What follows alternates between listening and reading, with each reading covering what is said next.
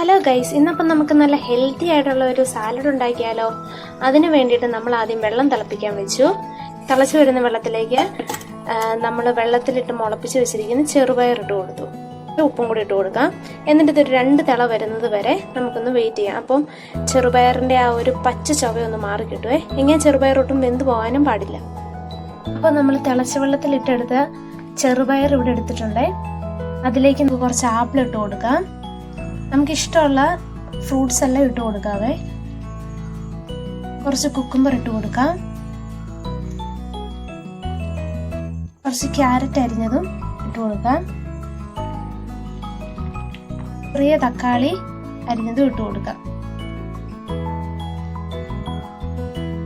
ഇതിലേക്ക് നമുക്ക് കുറച്ച് മല്ലിയില അരിഞ്ഞതും ഇട്ട് കൊടുക്കാം.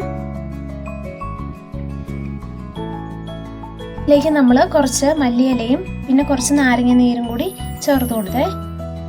ഇത് സവാള കൂടി ഇട്ട് കൊടുക്കണേ. ഇത് ആദ്യം പറയാൻ മറന്നു പോയതാണേ. നമുക്ക് കുറച്ച് ഒലിവ് ഓയിൽ ചേർത്ത് കൊടുക്കാം. ഇത് ഓപ്ഷനിലാണേ. ഇനി ഇതെല്ലാം കൂടി നമുക്കൊന്ന് മിക്സ് ചെയ്തെടുക്കാവേ.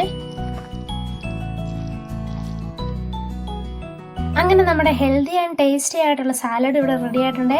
എല്ലാവരും ഇതൊന്ന് ട്രൈ ചെയ്ത് നോക്കണേ. അപ്പോൾ ബൈ ബൈ.